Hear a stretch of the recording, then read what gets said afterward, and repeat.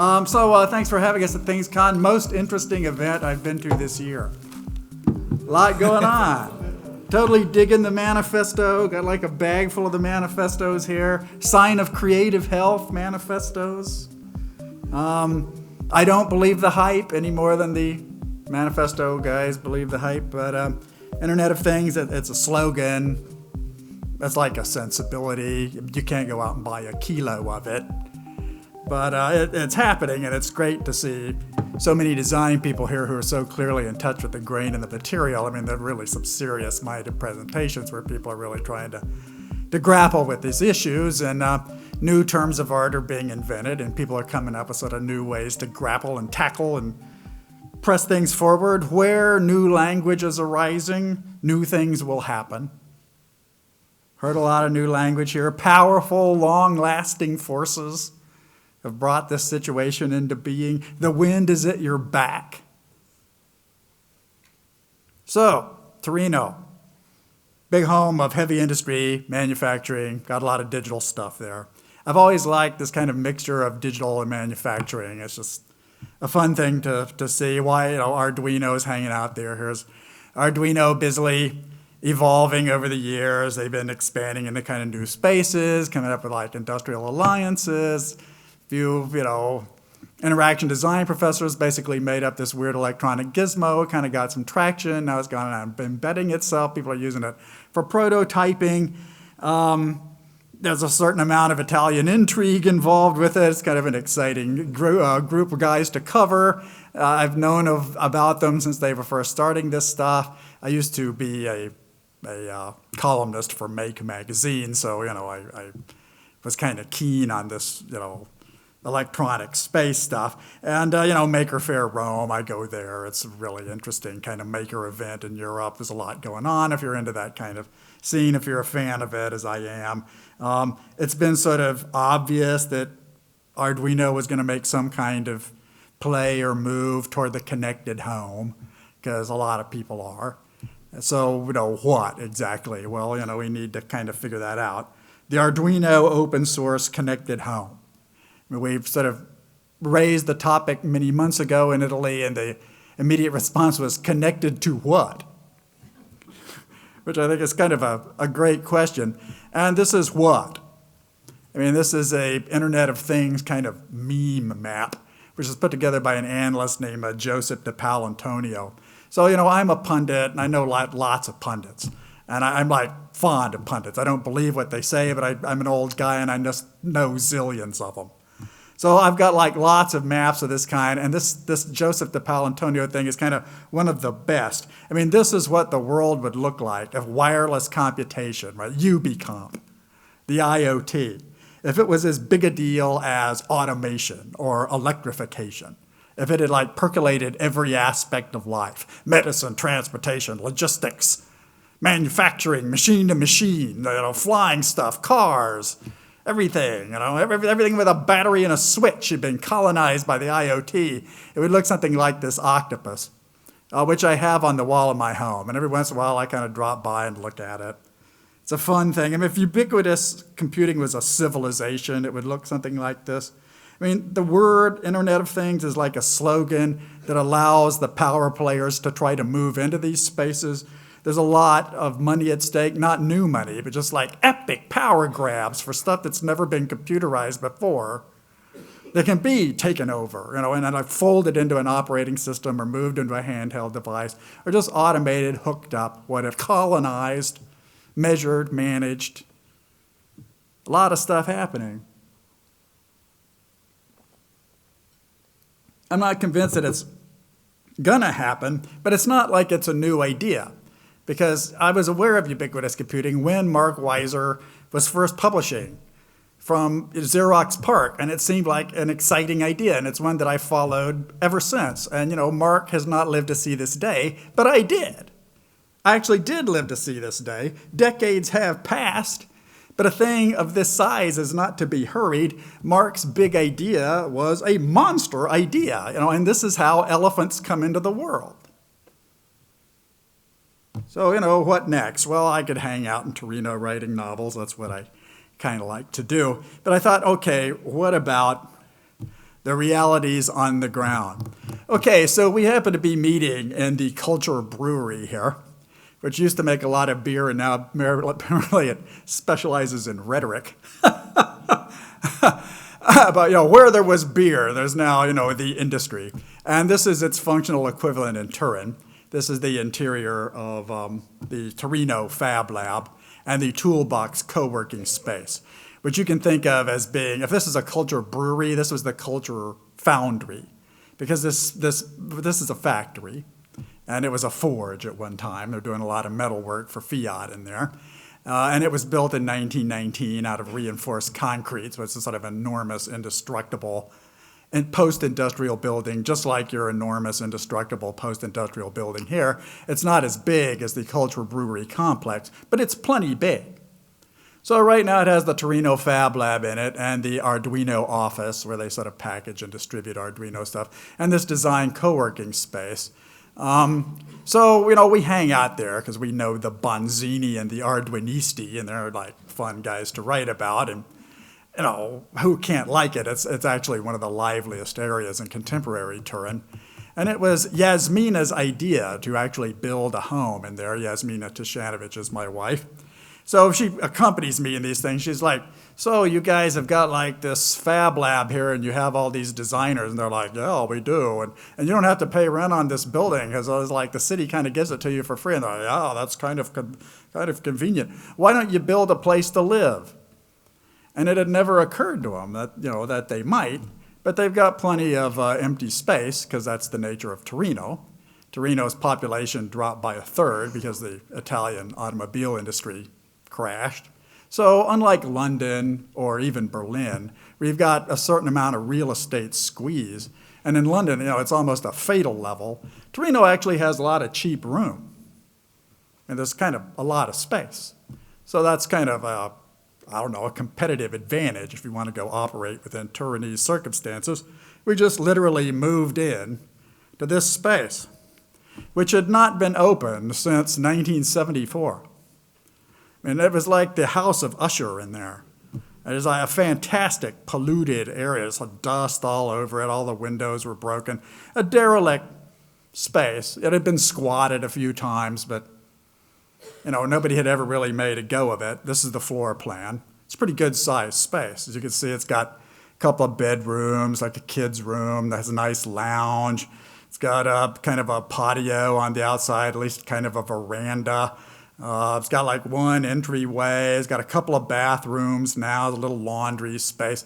It's a full-scale home. It just happens to be in a rather industrial area with kind of like two railroads, one on each side. But we've been working on it for a while, and we managed to loft it out, kind of repaint it. Got some grant money. The city doesn't mind doing stuff like that. So here we are, a few weeks later. Finally got the peeling paint off the wall. You can see we put in some open source Fab Lab furniture there. This is our first brave inhabitant here, our Roomba. He's not open source, but we thought the first guy in the place ought to be a robot. He's become kind of the pet. Pietro, we call him, So Pietro runs around in there and he's cleaning up the construction dust. And here I am holding on to a piece of bare wiring. We got a lot of bare wiring in the joint. And we're starting to have little events in there. So here's me hanging out with our local Arduino guys. That's Yasmina in the orange jacket. We have Jesse Howard, who was our first guest. Jesse Howard is here, great guy. Thank you for dropping by, Jesse. He's brought his open source connected lamp here. Got a bunch of people together. We all built the lamps. They light up. They're running on Arduino. We're probably not going to install these, but this is the kind of thing we want to do, right? It's like an open source connected home project, and we've got an open source connected home lamp. And here's another example of the kind of mischief I think we're going to get up to. This is Kram Weishar. This is Clemens Weishar from Munich and his partner Reed Kram from Stockholm. So they were at CeBIT, which is the big German robot exhibit, as you probably know, being from Berlin. So these guys are into industrial robotic manufacturing, which is not a thing that classifies as the Internet of Things due to, in a lot of people's ideas, but it's one that we find of great interest because we're from Torino and we're a manufacturing town. And digital manufacturing and sort of big scale making is something that strongly appeals to the Turinese temperament. I want to like digitally make big stuff. So Clement and Reed wrote a public web interface for their brace of 4 German robots. It was on a website called RoboChop. I think it's still up. You go robochop.com/chop. There's like a little web address there with like 2,000 people from around the world just designed these little objects, these kind of foam cubes, and they were cut out live on the trade floor and then mailed to everybody who designed one. And just like literally packed up and mailed around the world. So I've got some of their propaganda here. But yeah, I brought some along. You know, and why do I have their propaganda? Because I wrote some of the propaganda. I do kind of a lot of that. So there's like a Bruce Sterling design essay in here where I'm like talking about digital manufacturing and how it's like a cool new thing. And like, wow, you can manufacture on the web. And it's kind of like, okay, yeah, we've got like, I mean, I manufactured this one myself. I designed it. I got up on the website. I messed with it most of the afternoon. I'm like, what can I do with a foam cube? I know I'll make it into a magazine rack. So I made this magazine rack, and I had it shipped over. Here it is in my Turinese home. It's actually in Kasa Yasmina now. It's kind of like the first piece of Kasa Yasmina furniture. So, okay, that's fine. We've got like a cheap foam cube, and it's made of foam, and like a robot did it with a hot wire, and it's kind of like cool looking weird things, like lightweight. Okay, it's like a political intervention thing.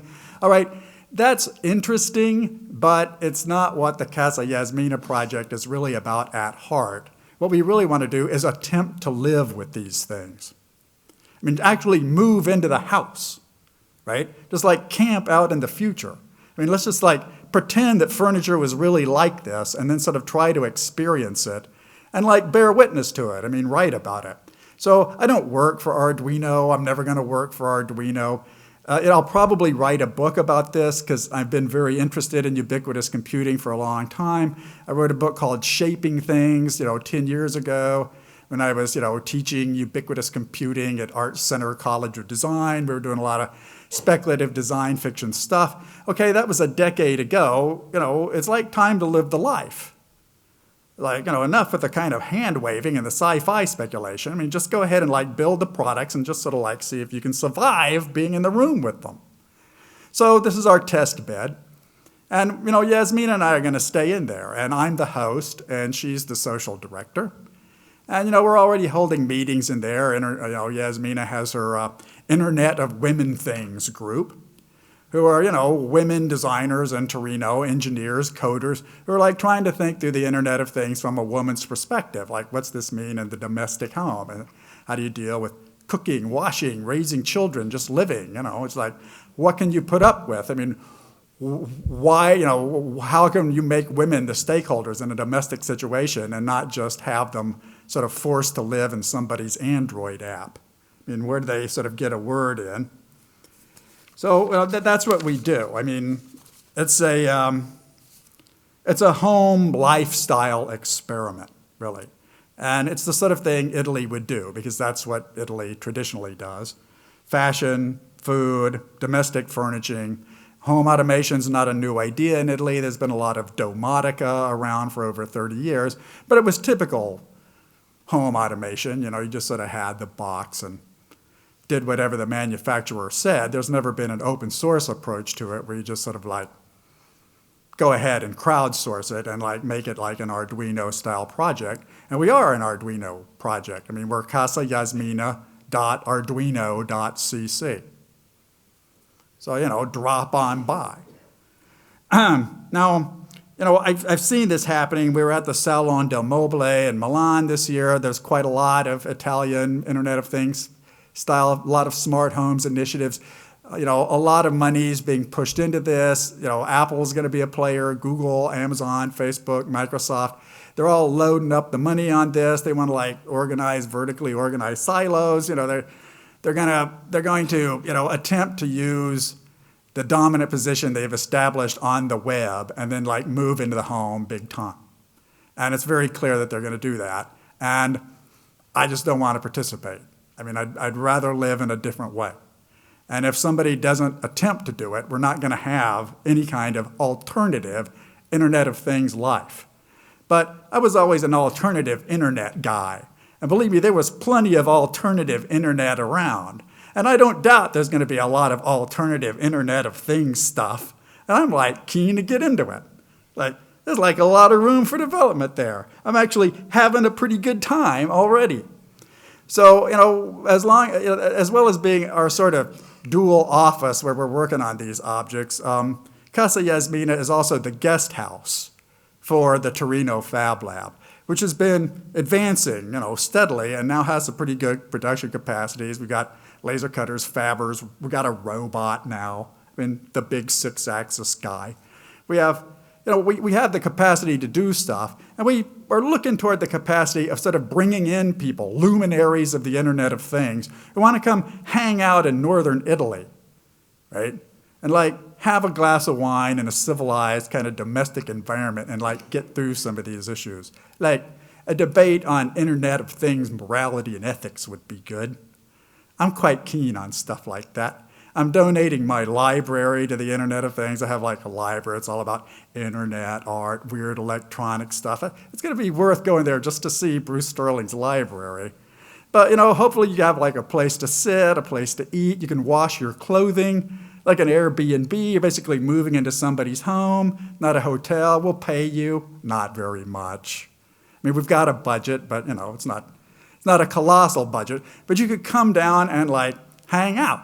Right? And really just stay for a week under circumstances that are probably pretty unusual. It's going to be like camping in an open source home of the future from maybe 7 years from now. That's kind of what I'm aiming at. And I think that'll be kind of a theme park experience.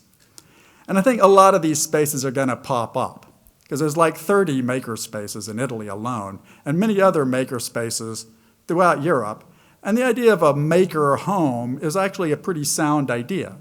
Why are you putting all your energy in kind of think and do labs? You have open source groups like OpenDesk now, who were at the Milan Furniture Fair and put together what I thought was a really good exhibit on open source furniture for an office. You're like a startup guy and you just want to carve out your own stuff with fabricators, saws, got to put together desks. You can do it, and it's pretty cheap, pretty fast, but it's industrial.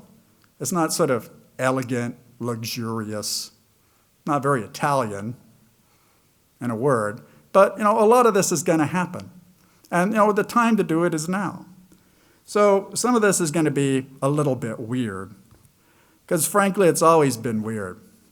This is electric wearables from Italy in 1902. So, this is the days when carrying a battery on your body was exciting and weird and new. Wow, look, I've got a nose that can glow. And my monocle gives off LED rays.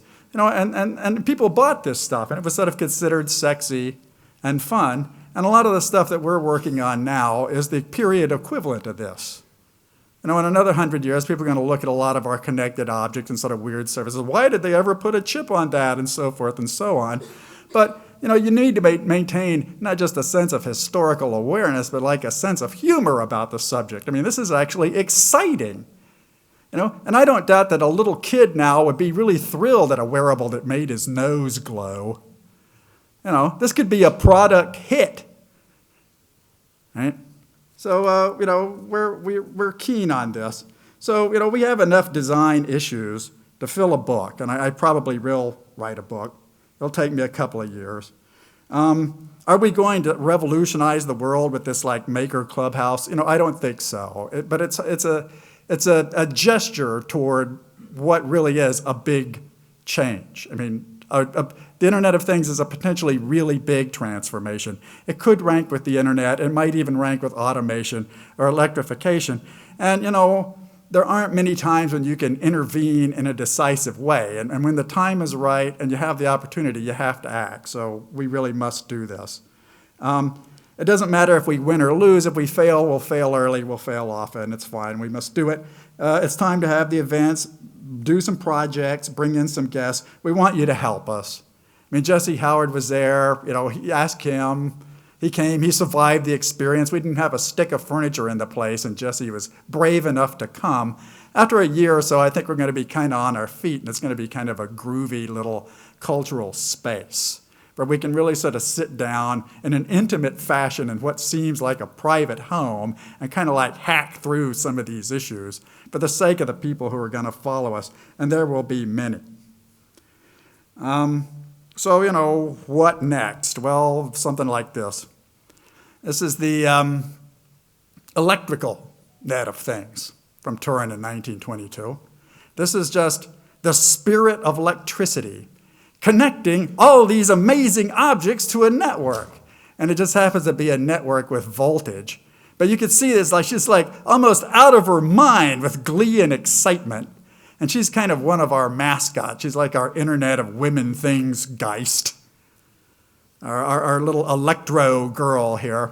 But, it seems comical to us to think that an electrical network is like this exciting, almost supernatural, verging on magic, like a fantastic revelatory experience. But, electrification was like that.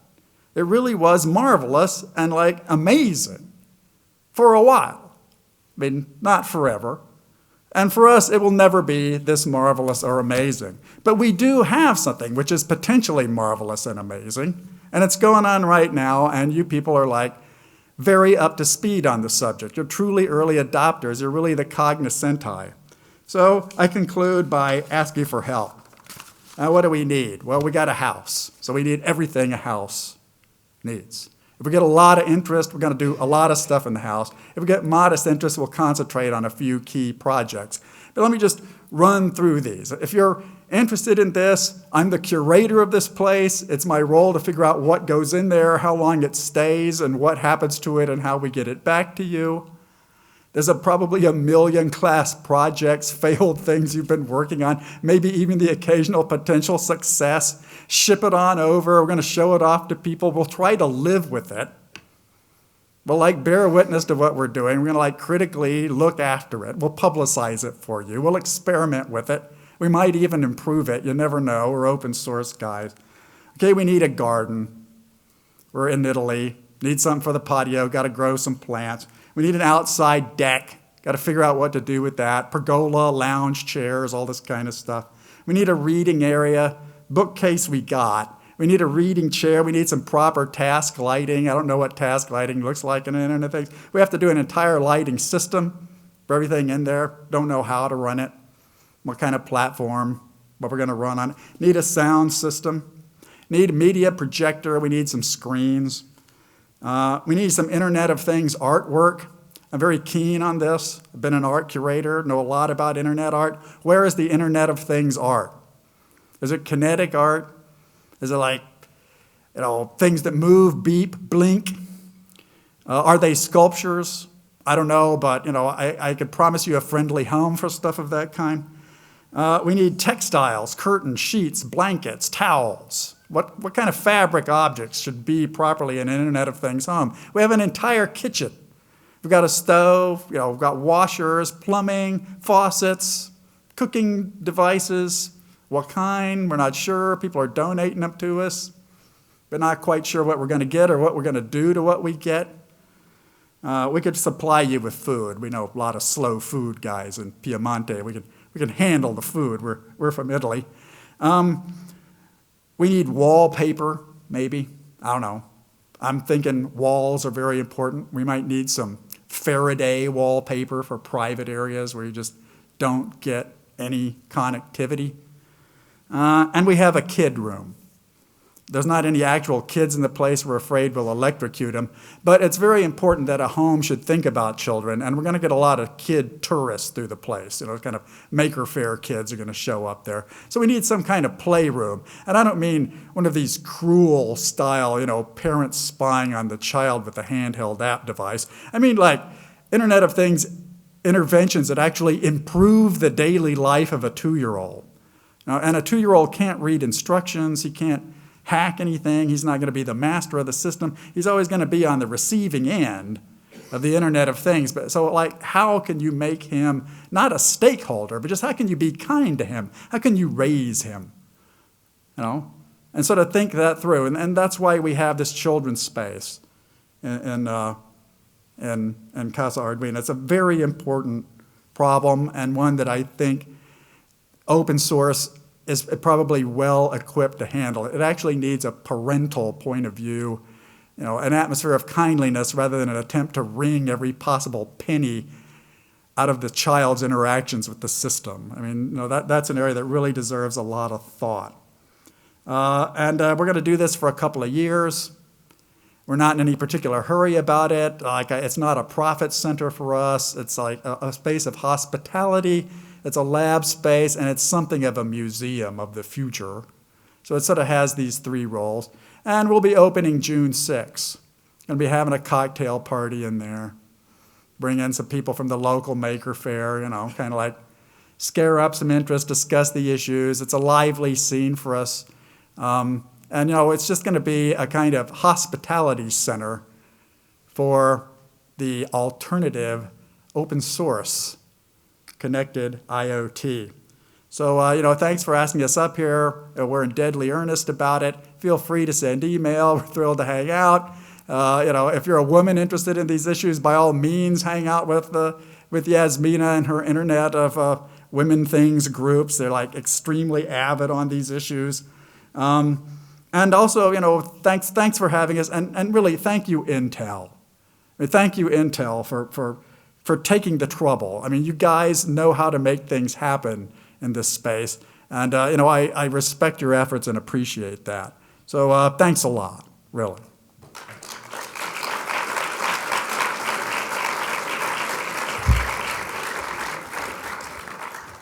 Thank you, Bruce. Great. And here's some handy propaganda with a rare Bruce Sterling publication in it. I didn't bring 2,500 of them. but I have a special manifesto pocket on the side of my laptop here, which is like full. I'm taking your manifesto back to Torino, where we're going to pore over it in detail. Well, thanks so much, really. This is a very, very interesting project, and I really enjoyed your presentation. I think so did the audience, and if there are some questions, ideas, remarks, discussions coming up, I'd be happy to hear them. If we're interested in submitting a project to Kasa Yasmina, how important is it that the core or the driving factor or the microprocessor is Arduino? Not at all, really. I mean, we favor an open source approach, and we're not going to keep your secrets. I mean, this is the problem, because we're publicizing everything we do. So, we're not going to sign your NDA agreement, but, although Arduino is very much an open source shop, it's impossible to be rigid about that, because there's no open source silicon foundry. There aren't any open source iron mines. I mean, I would be very interested in a proposal, by the way, to make the most open source hardware thing in the world. Because I think just having one would be a super difficult thing. You just open source it all the way to the raw materials. Like an open source toaster where you literally made your own iron ore would be like a really cool thing to have in the house. And I expect a lot of debates about that, but we're not a closed shop. And besides, Arduino already interoperates with everybody. That Microsoft Alliance is like an Intel Alliance for Arduino. It's their sort of business to connect. We're not going to shun people. Hey, I want to, as a woman, implore you to stop referring to washing machines and toasters as the Internet of Women things, please. Right. And also, if I come to Kasa Yasmina, I do want to hang out with Yasmina, but I also want to hang out with the guys. Absolutely. Well, the Internet of Women Things is not an Internet of Things for women. The Internet of Women Things is a group of women who are discussing the Internet of Things. The business about the washing machine is great, and it's because of the Berg cloud wash thing, which immediately crystallizes all kinds of issues about who's in command of the washing machine. Okay, these are lethally serious issues. And they really need to be kind of aired, and the gender aspects of that need to be brought right out on the table, right? I mean, totally more agree. than on the table. They need to be filleted like a fish on the table and baked in the oven. It's that serious. So, intruding into the domestic space is severe. And it's not just an imposition on women, it's also one on small children and the elderly, and also on foreigners and anybody who can't speak the language of the operating system. I mean, there's just tons of political issues in here. We're just like scraping the surface here. But, we need to have these fights. I mean, we really just need to like go ahead and like claw down to the bone of this stuff and just go ahead and discuss it. And more than discuss it, I mean, we need to act, and we need like propaganda of the deed, right? I mean, like an Internet of Things house with a lot of women in it whose sponsor is like the electrical girl here. Yeah, there haven't been a lot of those. I expect to see more, lots more, and I would be happy to assist them, right? And not only that, but the worst problems we're going to have, we don't even have words for yet. I mean, really, we're going to have to like invent language to describe some of the warped political stuff we're doing to ourselves with this. It's really, exciting and fun and just different. But it will be controversial. And, it's an epic power struggle. I mean, I wrote a book, or a little pamphlet anyway, called The Epic Struggle of the Internet of Things, which is sort of talking about where the big money and the political stuff goes here. And believe me, although it's not big sacks of free money, there's a lot of money and power here, a whole lot. I mean, just contemplating a firewalled internet of Chinese things is quite an interesting prospect, or a militarized Russian net of things is going to be something to mess with. And, it thrills me that I've lived long enough to see stuff like this. I waited a long time for it to break. And, the thunder is starting to mount. The monsoon is not at hand, but I know it's coming. If it was okay, I would have loved to expand beyond IoT, and it's a question I'd like to ask you. Years ago, like in the early 90s, I read a book called Island of the Net that you wrote, and that was supposed to be the future. And actually, it's not even the future, it's actually the world we're living today. Different stories, but similar ambience. Actually, it's so close to reality, but it's sometimes scary when you wake up and just think about it. And I wanted to know, pretty much everything we thought about reading in sci-fi since we've been kids is pretty much being built potentially in this decade. And thinking about mining asteroid, nanotechnology, pretty much everything. Yeah. So that was the future. And the question I always wonder is, what is the future of the future? What is the scope beyond? And sometimes I feel like the only people we can ask to are the people who actually wrote sci-fi. And I wanted to know if you had any idea of, or anything to share about this. Right. Well, the future is a form of history that hasn't happened yet.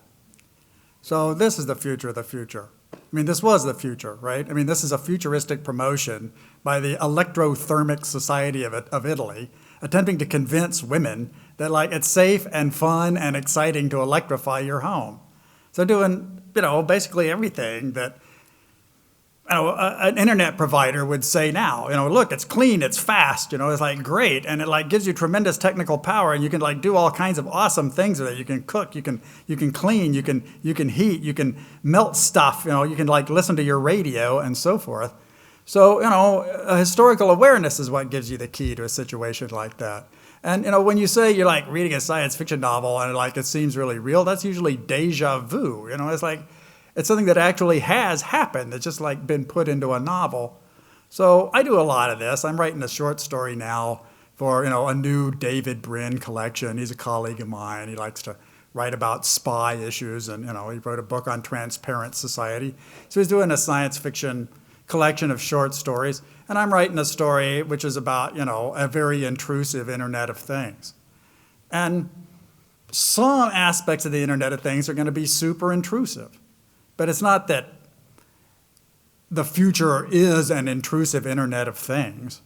I mean, if there was a true Internet of Things police state, it probably wouldn't last very long, and then there'd be more future after that, right? It's like obsessing about Snowden scandals now. Okay, it's a very important issue, but in 10 years, we're going to have like figured that out from one direction or another, right? I mean, either it's a kind of balkanized world where we know the authorities are spying on us as hard as they can, but they're all spying on one another, and we've just kind of like entered an electronic Cold War. Or else there's some kind of weird detente where we've like figured out a technical hack around it or kind of decrypted it or whatever. Or somebody's come up with some other policy instead of like they've won out of like, okay, let's all use Chinese stuff because at least only the Chinese will spy on us, right? But the situation as it stands now is so unstable that you know it's going to look corny. It's like, oh yeah, that's the way they used to think about it, right? So, you can think futuristically, but you only act in the moment. You can't actually write a novel in the future. You have to write a novel at the time, right? Even if it seems very prescient when things appear. And, if you want to know what's happening and sort of try and outguess things, you need to befriend people who are really trying to do it, like Scott Smith here, who's like done his Thing Clash website. That could be a very useful resource if enough people took it seriously and really tried to help him speculate. He's a good guy. I mean, really a world-class futurist, somebody whose work I've paid a lot of attention to for many years. And I know a lot of guys like Scott, and I fictionalize their work. I didn't know many guys at Xerox PARC personally in their original days, but I know plenty of them now. So it's not that hard a thing to do. It's not magic, and writing novels isn't magic, and the Internet of Things isn't magic either. I mean. Hopefully we have no magic in this particular home. I don't think that's a good basis for tackling design issues in an Internet of Things, because it's kind of the cheap way out. It's like, let me just fool you with a piece of stage leisure domain, and then you accept that I'm doing whatever it is that I claim I'm doing. I mean, that's a great way to get burned at the stake. There's something fundamentally dishonest about it. And that's why I like open source a lot better. I mean, it'd be very difficult to do like an open source stage magic performance where you say, oh yeah, I just pulled the rabbit out of my hat, but you see, actually it's about this mirror. Right? So that just strikes me as a better approach. I mean, I know a lot of UX guys love magic, but I always distrust it. And I find it politically objectionable. It's like, who's being fooled? And that's an issue that we need to hash out. And there are many people who disagree with me. It's convenient for the user, and they're never going to understand it anyway. And it will delight them. Magic delights them. Okay, let's just have that argument among the many we have to have. Right? And at least we should have decent chairs while we debate it. That would be good. A glass of wine wouldn't kill us. If it was really good wine, that would be even better. Well, at least we went for the cinema. I'm sorry, I have to disagree with you. No, that's great. Drop on by, man. I think it's very cruel to deny magic, especially from children. I think children need magic.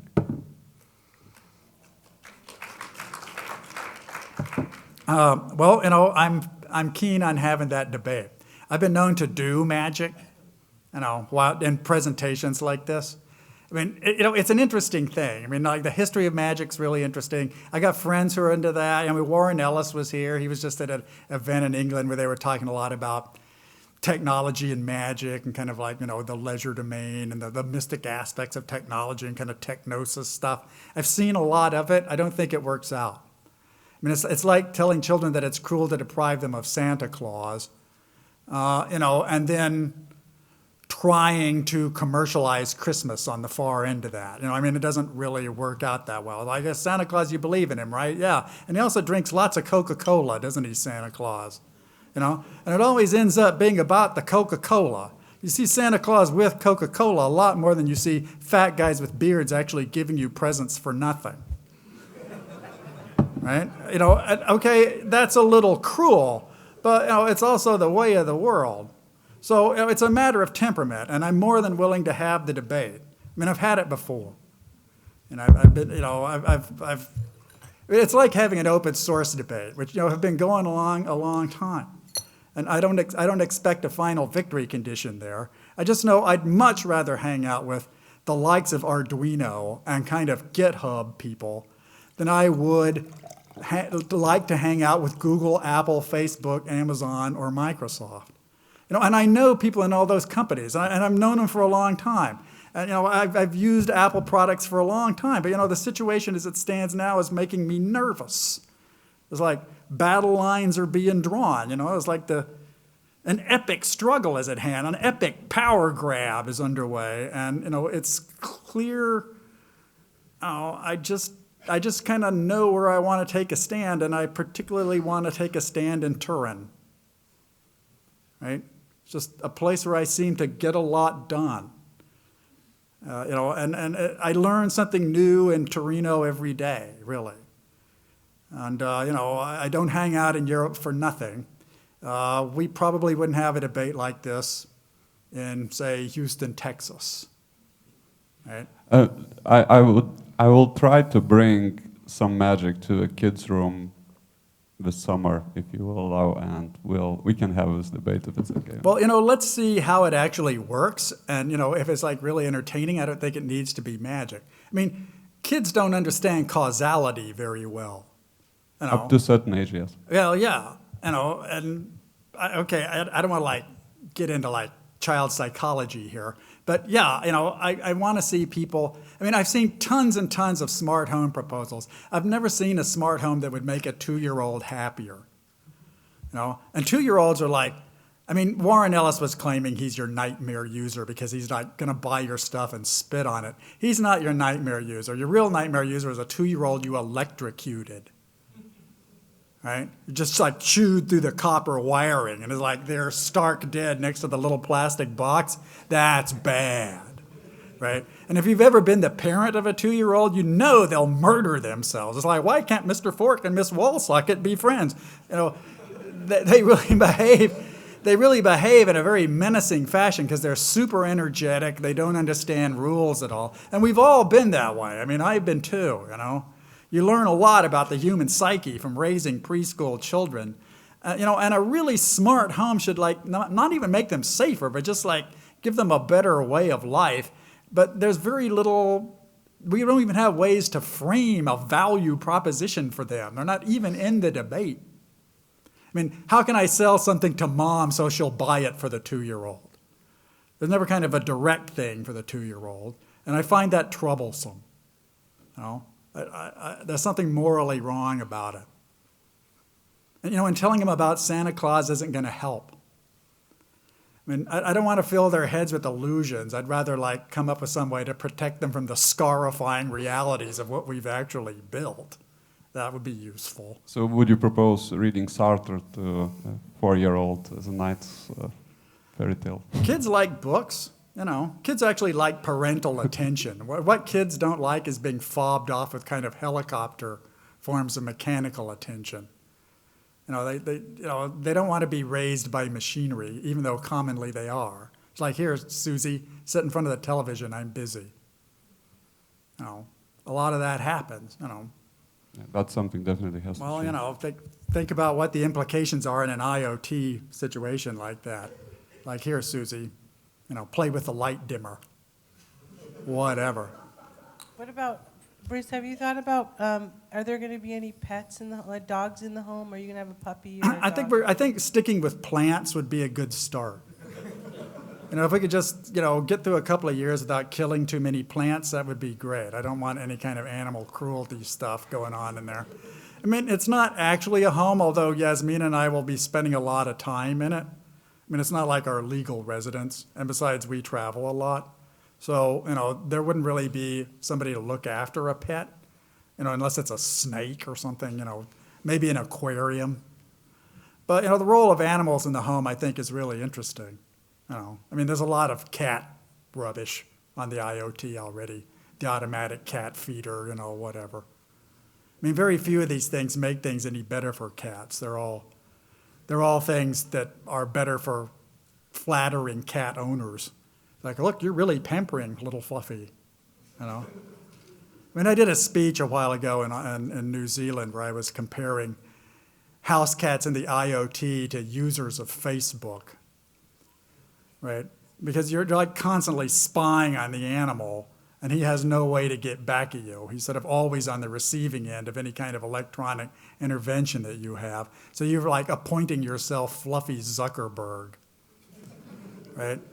But you're not necessarily really doing anything that's particularly helpful from a cat's point of view. And it's hard to even figure out what that might be. Oh. I mean, I can imagine ways that might work. I mean, in fact, the story I'm working on for David Brin has a cat in it. He's a cat in a smart home. He's a smart cat in a smart home. But it's difficult to think those issues through. But the short answer is no pets. I mean, you can bring your own. That's not a problem. If you want to somehow get them off the airplane or wherever you came, we'd be happy to house your animal.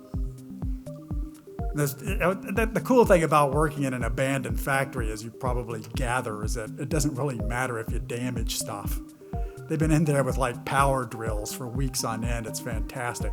You don't like a wall, you just knock it down. We knocked down a couple. Rubble's been flying out of Kasa Yasmina for weeks now. It's really a fun thing to watch. That's it. Thanks Thanks a lot. again. Don't be a stranger.